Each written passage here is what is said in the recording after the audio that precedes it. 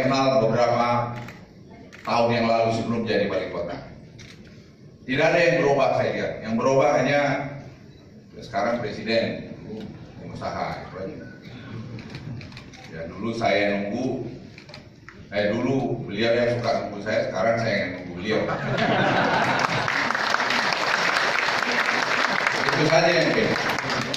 Yang lain, presiden kerja keras, presiden memberikan ketauladanan di dalam mimpi, dan dia mengayomi semua.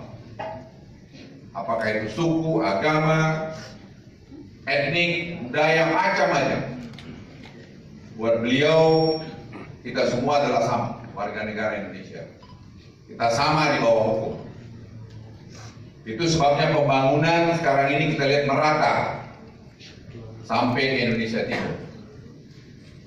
Kalau hanya memikirkan pertumbuhan ekonomi yang lebih cepat, presiden bisa saja memfokuskan pembangunan di Jawa dan Sumatera, karena hampir 80% proses pertumbuhan segala macam support itu ada di dua pulau ini. Tapi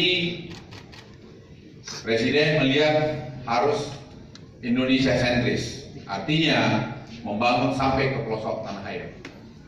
Anda kemarin melihat presiden mencoba jalan Trans Papua. Beliau naik sepeda motor di sana. Ada presiden Republik Indonesia naik sepeda motor di ketinggian 3.000 meter. Baru sekali ini sejarah.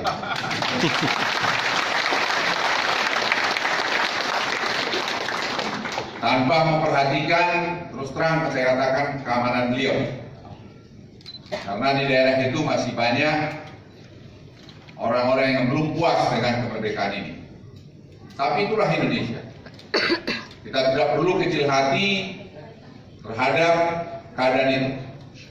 Ini adalah satu proses demokratisasi yang sedang kita lalui. Yang saya hanya minta pada teman-teman sekalian, Bapak Ibu sekalian, kita bisa memberikan lebih banyak kesejahteraan, bantuan kepada lingkungan kita. Kita jangan hanya berpikir untuk keuntungan diri kita sendiri saja. Buddha mengajarkan itu. Saya baca banyak tadi mengenai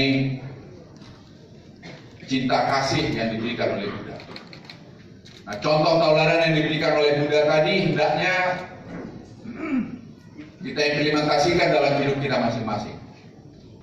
Bapak Ibu sekalian, saya mohon itu, dan kita berdoa supaya negara kita ini tetap dalam lindungan Tuhan.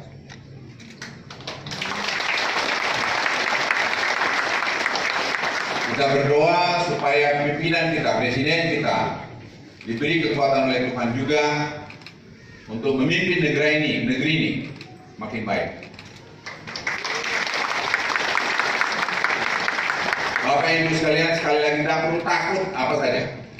Sepanjang Anda berjalan dalam koridor hukum, sepanjang Anda berjalan dengan aturan main yang benar, Anda sama dengan saya, sama dengan Pak Sintong di negeri Republik Indonesia tercinta ini.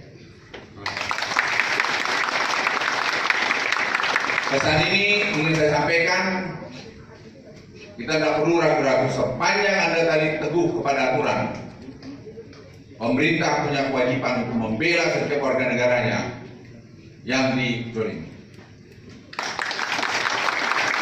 Tapi saya ingin pesan secara khusus supaya tadi berbuat lebih banyak lagi kebaikan buat kiri kanan kita masing-masing.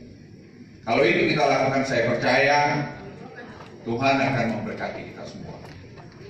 Dan saya juga yakin bahwa nilai-nilai yang diturunkan oleh Buddha, Sang Hyang Buddha, itu juga akan memberikan satu manfaat buat manusia.